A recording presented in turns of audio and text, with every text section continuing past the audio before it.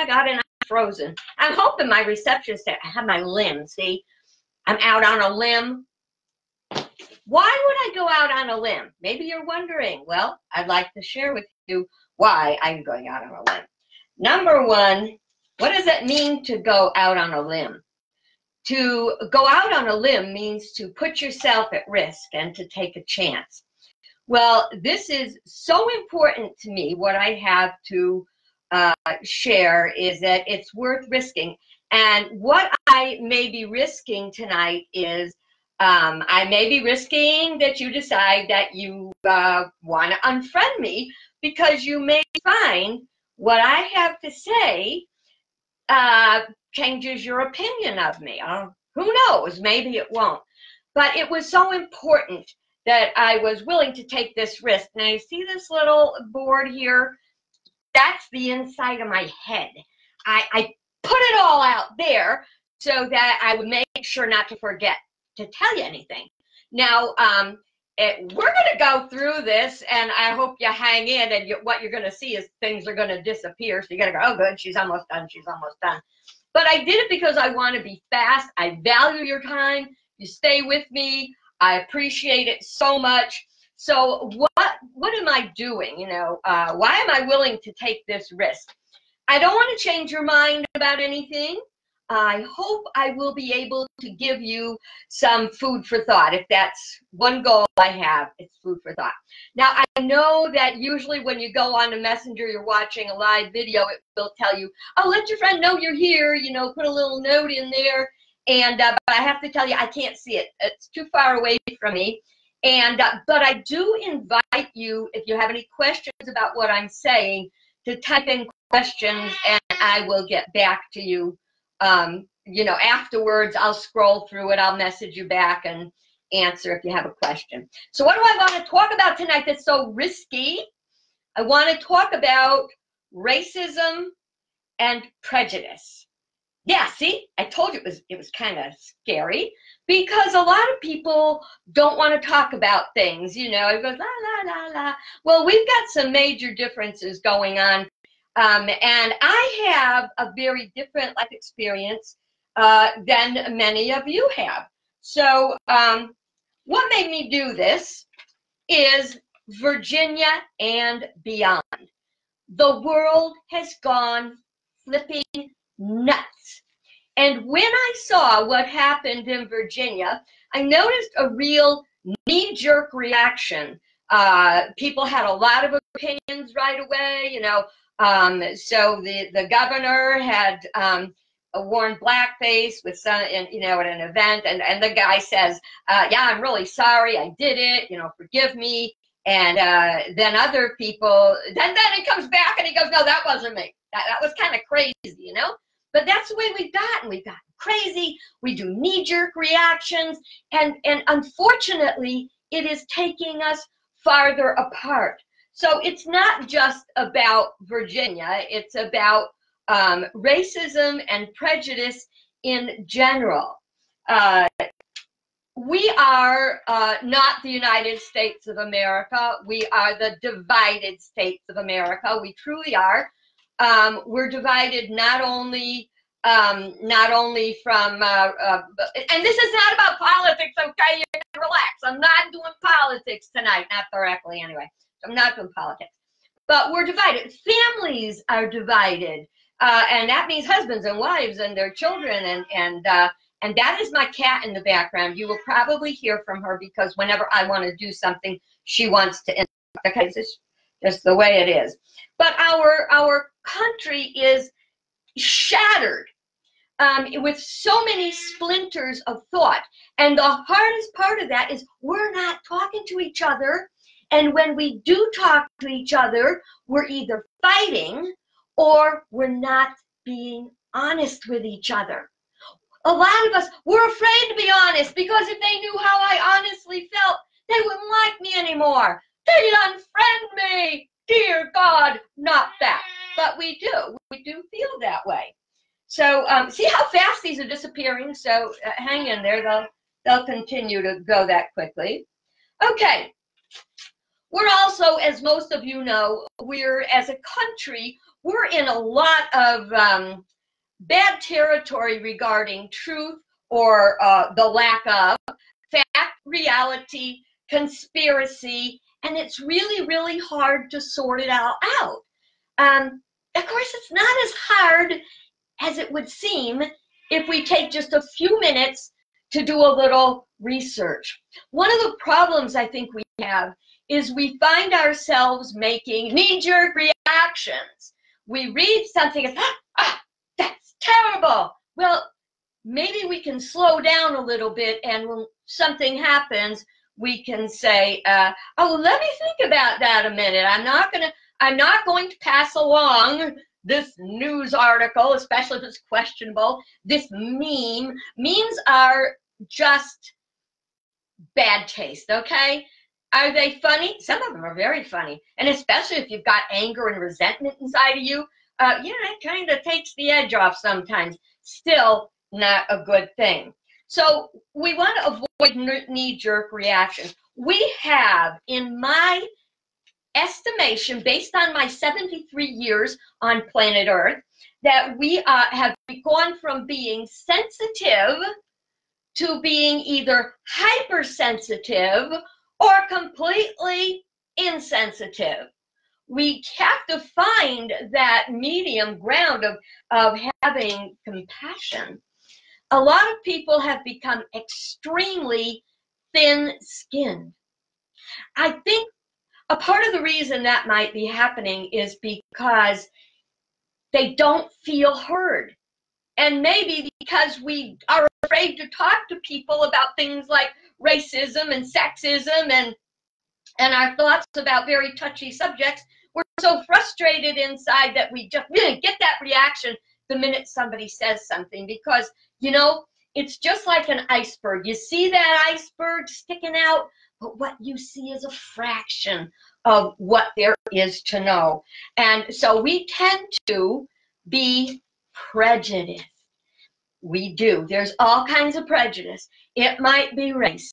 It might be religion. Speaking of which, my button. Don't know if you can read it. It says, there's nothing sinister about a woman minister.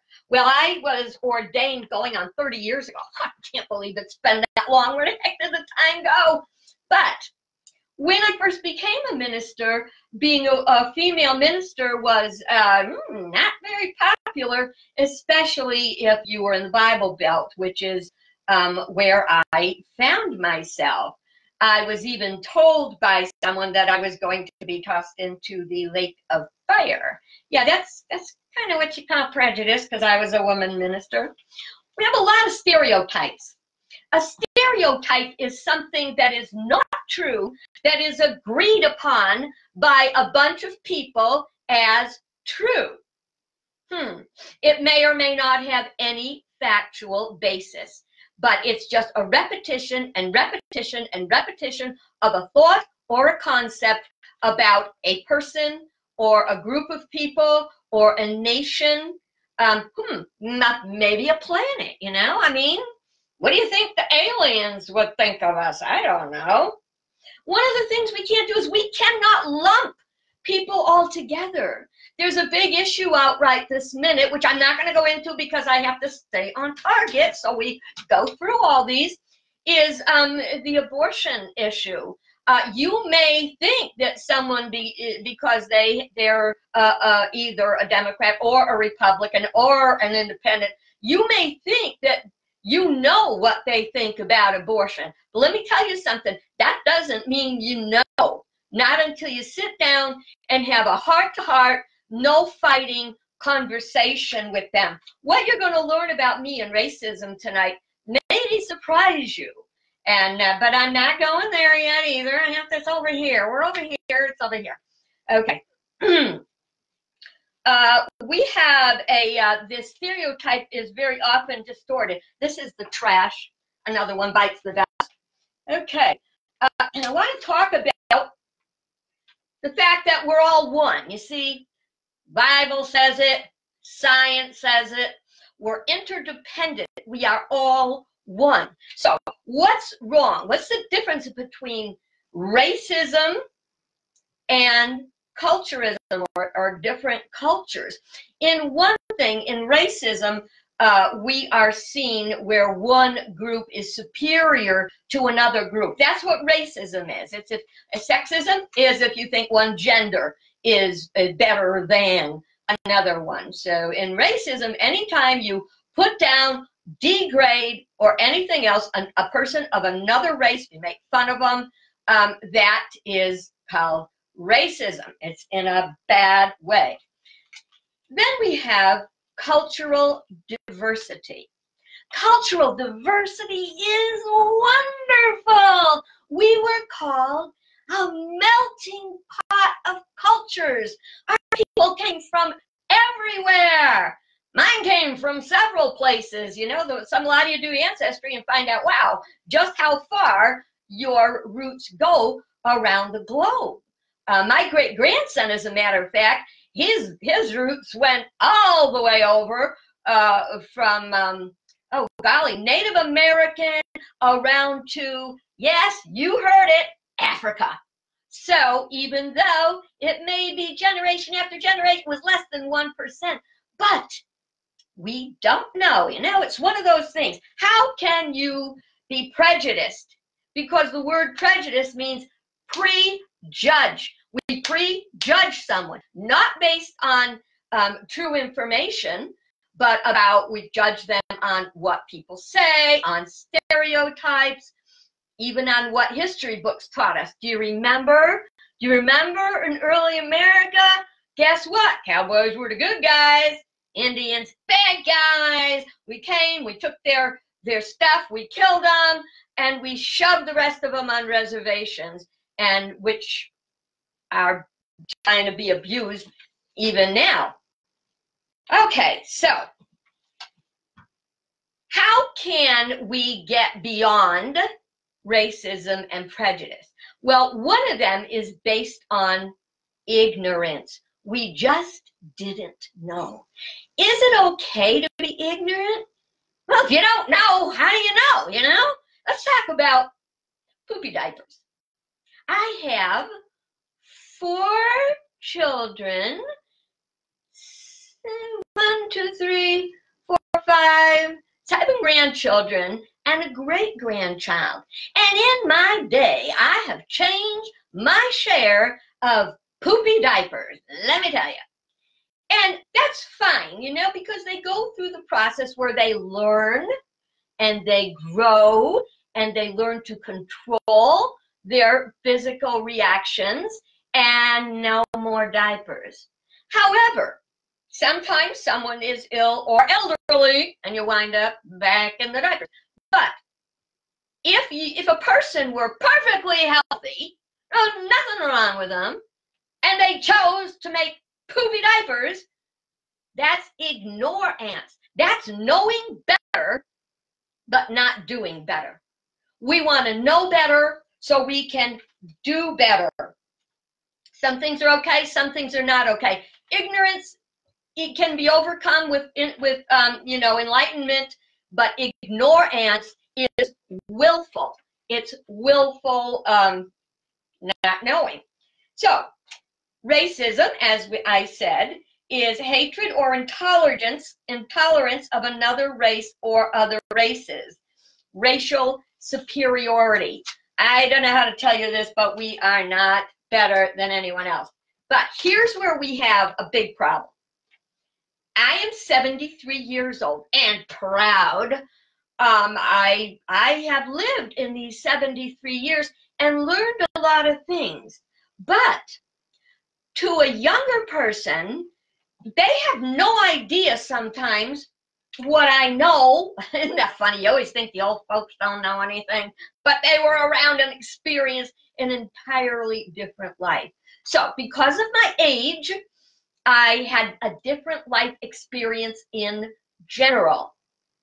Also, I'm a woman, so I had a very different life experience than a man. I came from the north, so I had a very different life experience than someone who came from the south, okay? In my elementary school in Middlefield, Connecticut, there was a single one black child. His name was Butchie Peanut. And I just thought he was just another fun member of the class. I did not have a concept of racism. I didn't have anything to base it on. So this is how I am different from someone from the deep South who lived with it. Now, I'm not so far as far separated from it as you might think. First of all, in 1865, slavery was legally abolished, okay? That's 1865. At that moment, my mother she would be born 50 years later. So it was 50 years only before my mother was born. Now, I have 50-year-old children. When I look at my children and I think, my God, you know, that's how long it was from the time that slavery ended to the time my child was born. Do you get what I'm saying? It is not a long time at all. It took until 1964 for segregation to be outlawed. Now, you know what I was doing in 1964? I was getting married. So when I was in high school and graduated from high school and getting married, segregation in the South still existed. Now, we didn't have to deal with segregation a lot in the North because it wasn't an issue. We were always integrated. But what we did have issues with were areas in town that were just segregated by the way it was. So we dealt with integration, which was much worse in the South. You hear me? I'm understanding that. It was much worse in the South than it was where I was. But integration was a big challenge. And I remember they talked about wanting to balance the schools out. Well, it didn't matter a whole lot to me because, and I don't mean to be harsh. See, is that one of those things you're going to say, well, I don't want to listen to her anymore. She doesn't know what the hell she's talking about. The thing is, it didn't matter to me because I didn't even have children. I wasn't in school. I didn't have anyone in school. And by the time I had kids and they went to school, integration had already happened. But I remember the newspapers and I remember the stories. You know, and when I'm talking about this, it's like my experiences in life and everything, everybody my age, okay? Everybody my age. I'm not saying like, oh, I know things other people don't know. Everybody my age had the same understanding that, hang on a minute.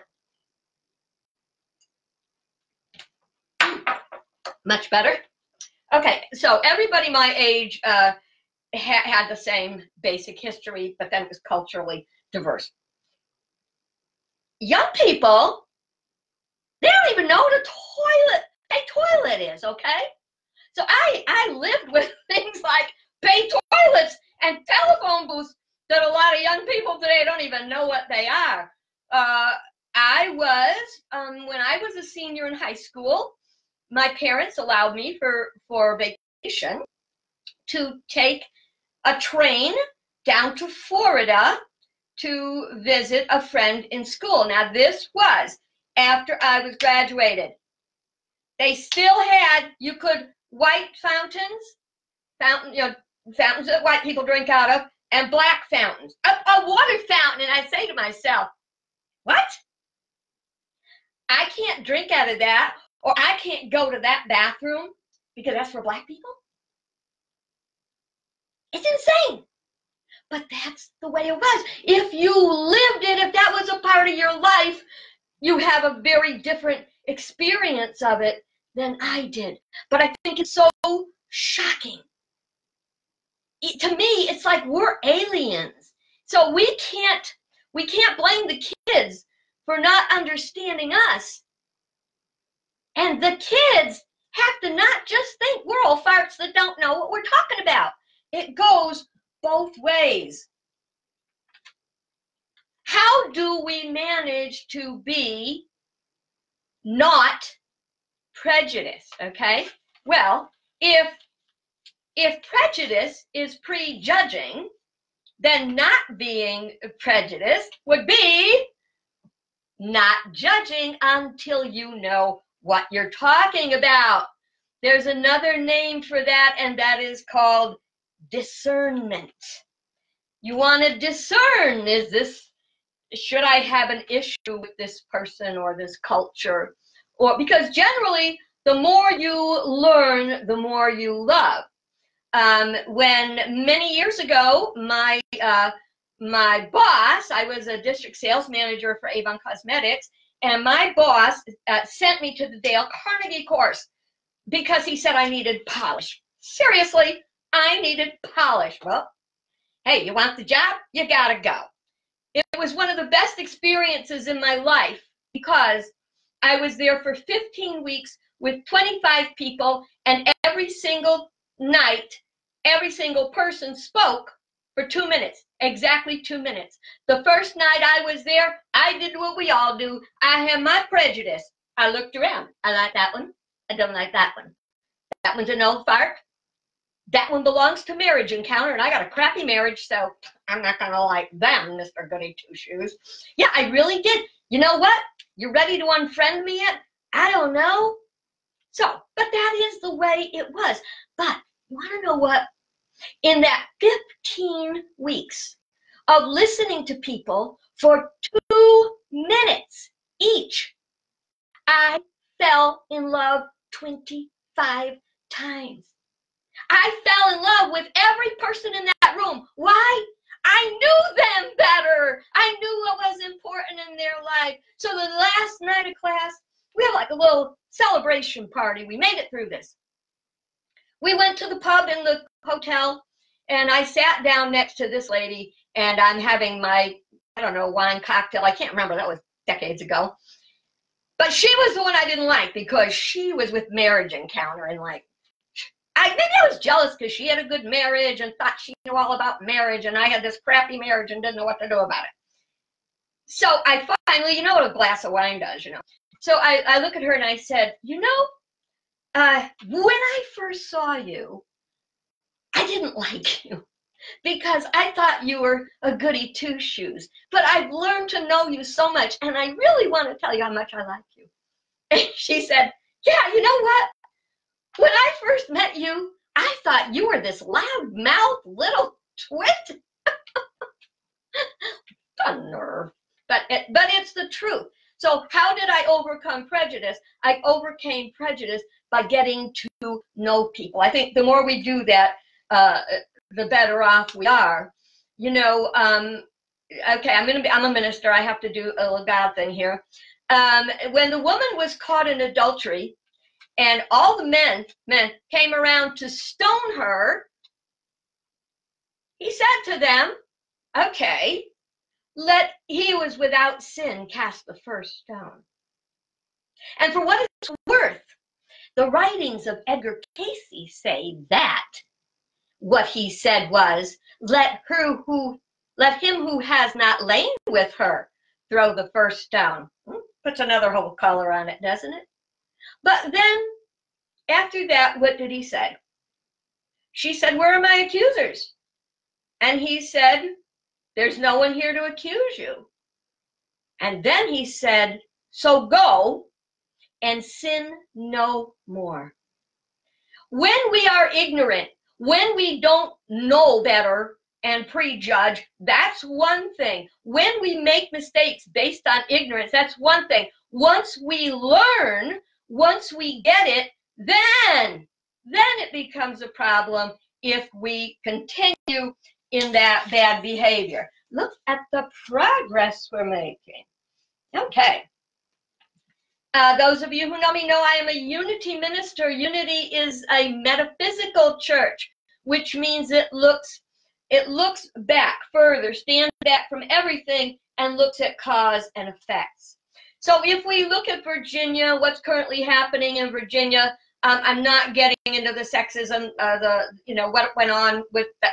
That is all another whole talk. Maybe we'll do it in the future, but not now. Now I'm talking about blackface right now.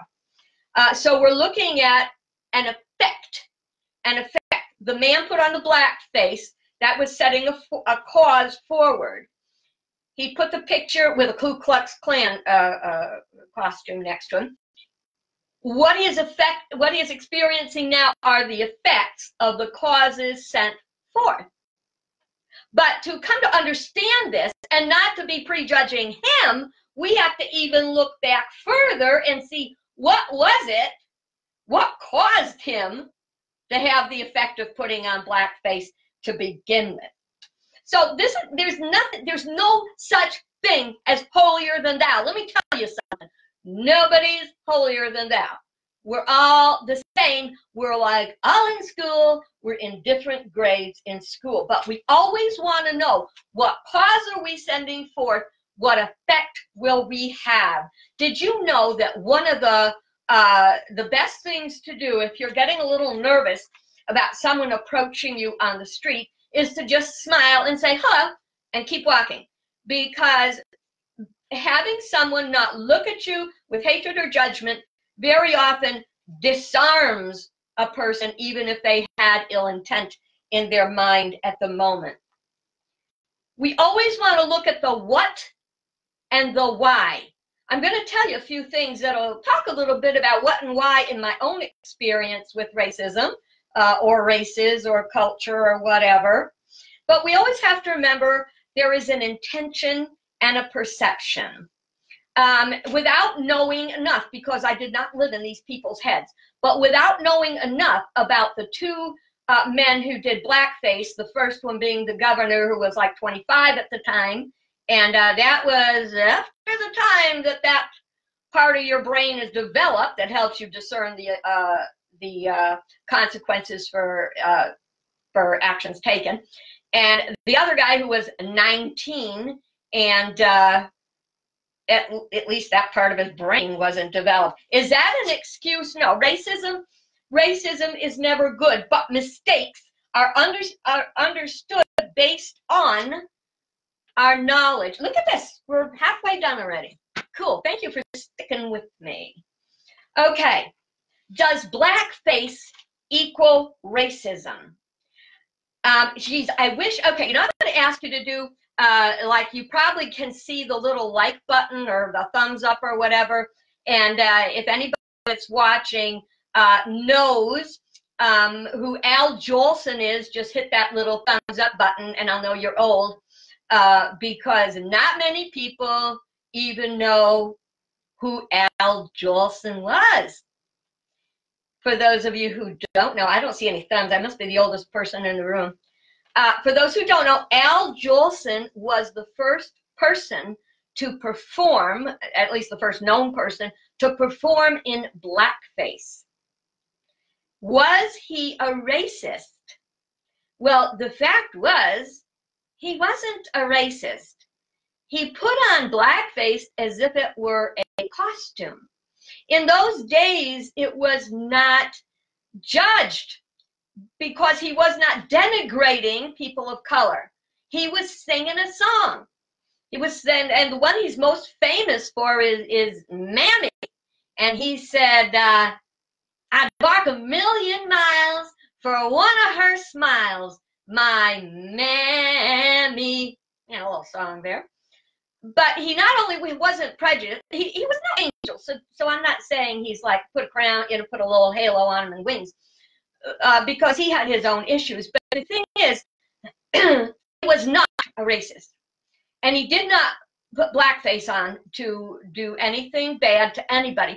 In fact, there were these two other women that were in show business that he'd heard about that were black, and they'd been kicked out of a restaurant, and he didn't know these people.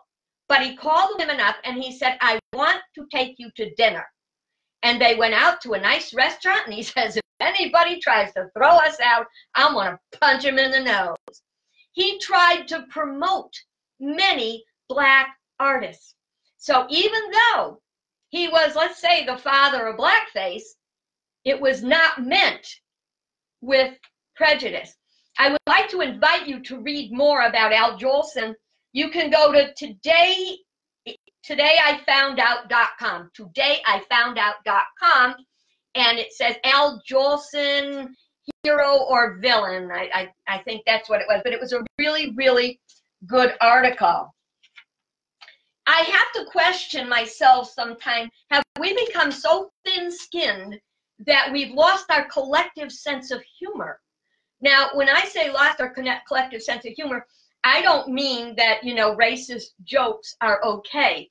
But I think we're getting so touchy that we jump on anybody who even says anything that we lightly question.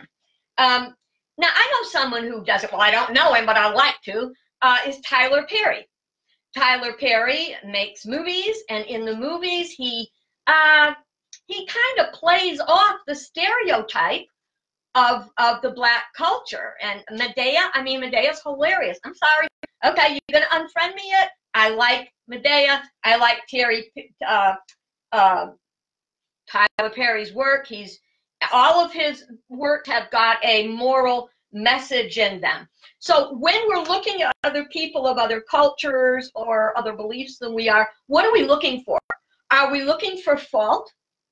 Are we looking for validation of beliefs that we hold? Are we looking for vengeance? Right now, we've politicized it all. We've politicized sexism. We're politicizing racism. You know, look, we're all the same. We got to learn to deal with it. Look at this progress. Okay. Someone that I love very much said to me one day, we were talking about racism, and this person had way less experience than I've had in traveling and like that. I've traveled to many places around the world, and I've lived in many places across the country. We were talking about racism, and my friend said, why can't they just get over it? Slavery ended over 100 years ago, for God's sake. Well, segregation didn't end that long ago. And our parents and our grandparents were closer to us, and we were raised with it. And if you were raised in the South, especially the Deep South, you were raised with people that carried that root of racism in their soul and carry it today. And that's unfortunate. But it is what it is. But I can't always communicate well with someone with that experience. And when I say something, they can't understand mine. And it's really challenging. But I think it's really important that we need to work together to heal the time and the scars. I have a scar on my hand. You can't see it, but it's right here. And back in about 1965, we were washing dishes, and my father had just sharpened the knives. This happened every time my father sharpened the knives. I was married later, but over there, had dinner, went to sharpen the knife, and it cut me. Here it is, 50 some odd years later, and the scar is still there. We have to know that there are scars on the soul of humankind based on their life experiences. In a soldier, it may be PTSD. That's a horrible scar that is left on their soul. With many people of color who have been mistreated and are mistreated today, they have a scar. They have a fresh wound. We don't have to suck up to anybody. We just have to try to understand and help each other heal. Segregation was not that long ago. In unity, we say that we are punished not for our sins, but by our sins. If racism is an error that we continue to perpetuate, we will continue to suffer and to be divided. Do you understand? Divided is what countries that would like to conquer us or take advantage of us, that's what they would like us to be, because divide and conquer. So there's never been more important for us to come together because we are one. I don't care how you want to look at it, we're still one. Okay, now let's look at these two politicians. This is not political, this is just about any two people, okay? We're looking at two politicians who are not allowed to serve now. And here I'm just going to segue in a little bit of sexism, because I think that sometimes things that happened way, way, way long ago in people's youth, that they are now unable to hold positions in important positions because it was done when they were young and foolish. It was done 20 or 30 years ago. So when good people can't serve, when they had a wonderful, honorable record of serving, whether it's the military, the government, in a school, whatever it is, because one strike can knock you out. If we're looking at someone that we want to employ, or we're looking for someone to vote into office, or someone to take care of our kids, okay? We want to know who they are and what they're about. And they warn you today, do not put anything up on the internet that you don't want a future employer to see. And that's really important. So with a government official, you want to know, let's just talk about those two guys. What's their voting record? What are they on record saying? Have they had any racist behaviors in recent times? You know, I got to tell you something. I'm not ministerial talk here. I would hate like hell to be held accountable for things I did, well-intentioned even or not, knowing better that I couldn't do whatever job I wanted to today. Before we judge, it's an individual case-by-case situation. Okay, now it's getting juicy. Do you have skeletons in your closet? Any? Would you be willing to run for office? I would. Even though I may have a skeleton or two in my closet, I would not be afraid to say anything about it, because the experiences I had that may not have been perfect, that may have been error, or what some people call sin, taught me a lot. I learned, and it makes me a better person, and it makes me a better minister. So I'm going to ask you to put yourself on the line a little bit. Have you ever mocked anyone's accent? Have you ever told a joke about someone from another culture? In my day, we had jokes about dumb Polacks. I'm Polish. Jerry's, or Germans. I'm German. Kikes, which are Jewish. I'm not Jewish, but Jesus was. Guineas, Italians, not one of those. Mix, which were Irish. Chinks, which were Asians. Or slant eyes, which were also, and there's, I could go on, I could spend the whole night. Okay. Get ready to hit the unfriend button or not. I got to take a drink of water because it's not easy to say this.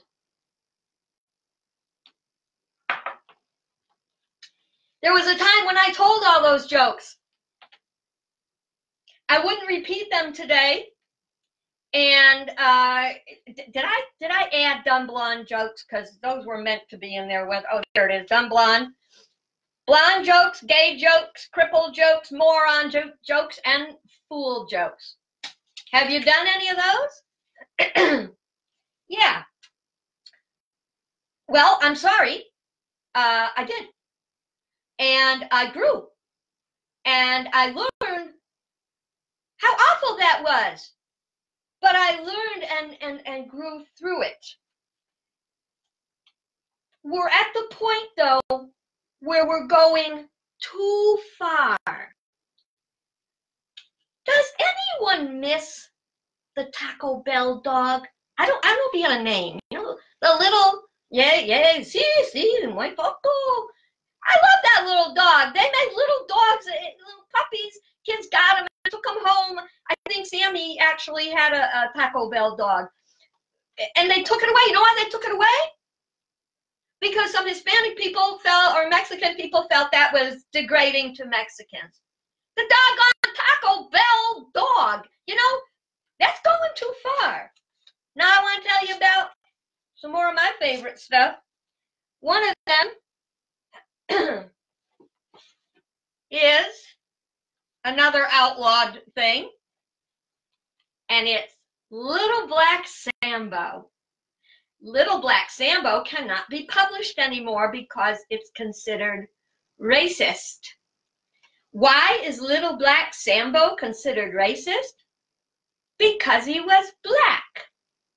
But by the definition of racism, it was not denigrating or putting down and making this child less than anything else. It was a great story about a kid who happened to be black and live in Africa. Why not? You know, people live where they live. He was black. He lived in Africa. And there were tigers, and the tigers were coming after him, and one tiger tried to say, I'm going to eat you. And he said, no, here, have my umbrella instead. You know, so he was giving away all his clothes to the tigers. And then he was down to like nothing. And he was really getting kind of nervous. And so what happens in the end is he gets all his stuff back, but the tigers started having a fight with each other about who's the strongest or whatever. And they ran and they ran and they ran and they ran and they ran around a tree until they all turned into butter. Yeah, that happens, right? So Sambo got all the butter together and went home and had his mother, Mambo, make pancakes. And they all had pancakes and butter. Is that racist? It's one of my favorite stories. And it can't be printed anymore because it was considered racist. I think we could be getting too touchy about some things. I got another illegal, it's not illegal. It was now banned. But there were copies of this made before it got banned. And this is a wonderful, wonderful movie called Song of the South. Song of the South is the tales of Uncle Remus. And it was banned because it did not show, to my knowledge, it did not show slavery in an appropriate light, because slavery was, of course, horrible. I'm not going to lie. Slavery was horrible. But, number one, I don't know that there were any slaves that had acceptable lives with their, I hate to say the word owners, but I do know there's lots of stories about relationships that were, you know, relationships. Slavery was never a good thing. But even though the Disney movie didn't depict it as horrible as it was, it's a kid's show, Uncle Remus was seen as wise and loving and witty, and he taught these kids moral stories. And the kids all played together, and it was wonderful. And now nobody can enjoy Brer Fox and Brer Rabbit and the Tar Baby and all the wonderful Briar Patch stories of Uncle Remus as they were enjoyed in Song of the South. Well, I can. I happen to get a copy. That was one thing that the last Christmas that Sammy was with us, she knew how I wanted both Little Black Sambo and A Song of the South, and I had looked for them for years and years, and she somehow found them for me and got them. And I'm very grateful for that. So my culture as a Northerner, as a female, as someone that is over 70 years old, was very different. I looked at some of the programs and things and what happened to them, like that are some are okay, some I'm down to the Indian artist. One day at my son's house, I was telling them about the Art Gang, you know, little movies, and they were so great, and I love them so much, and I said, oh, we got to see them, and everything's out there, you know. So I found some Our Gang, and they were so racist, I was horrified, absolutely horrified. You can look them up, but you may be horrified. There was the movie Soul Man where a young, entitled, you know, white privileged boy wanted to go to college, and his parents, who were rich, they wanted to go on a cruise or something, so he had to get his own money. But the only school that was offering a scholarship just had a place for a black student. So he pretended he was black to try to get into school. And that's when he discovered how black people are not treated as well. And I think that was a very important movie. It was kind of a comedy-ish thing, but it really knocked home a message. Black Like Me was a book that changed my life. It was about a man who changed the color of his skin by taking, I don't know, pills that tinted his skin, perm and everything. So that he wrote a book about what it was like to be black. This was in the 50s. And that book, you know, opened my eyes. Okay, let's go in the other direction. Not everybody does blackface. Every once in a while you find a case of whiteface. Well, you get the Wayans brothers, who I adore, and they did White Chicks. And it's a very funny movie. Is it whiteism? I think it was just funny. Remember, racism is putting down or degrading another race. I liked Roots. I didn't like Roots. Roots pained me. But I liked the victorious story of the black people, you know, coming up.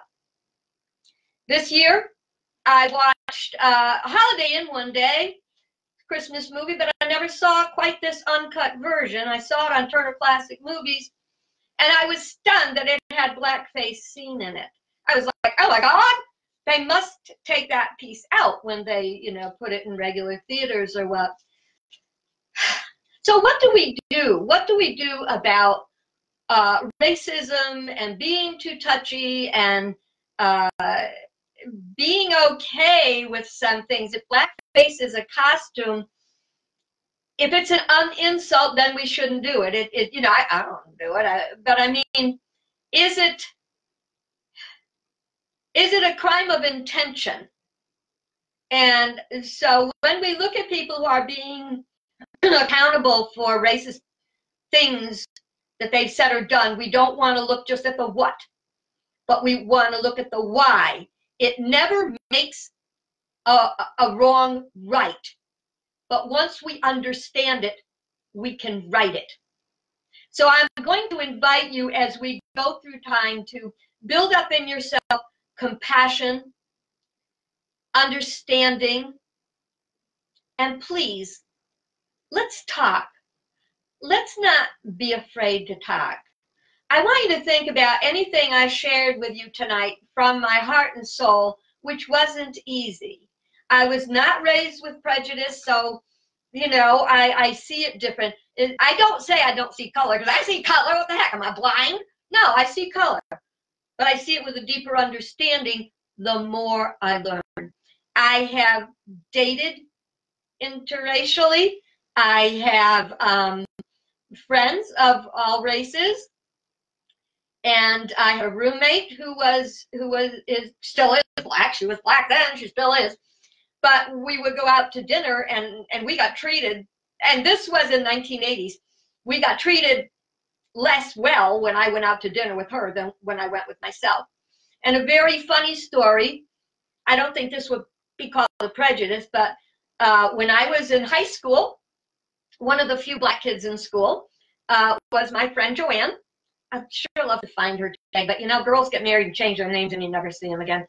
But the first time we were sitting in the lunchroom, and I reached over, you know how you reach over and you put your hand on something? I put my hand on hers, and you're like, oh, can you believe it? And I was shocked because her skin felt just like mine. That was ignorance. It wasn't prejudice. Do you see the difference? Okay, I'm done. I thank you for hanging out with me. I did this today because I had to do it. I don't often tell people, share this, but if anything I said helped you to see anything even a little bit different or have a little bit more understanding, let's love each other more, share it, you know, tell a friend about it, because we are stronger together. Okay? Okay? Well, this was a hoot and a half. I think I'm going to do one on conspiracy theories soon, but we'll see. God bless you for staying with me. Have a great night.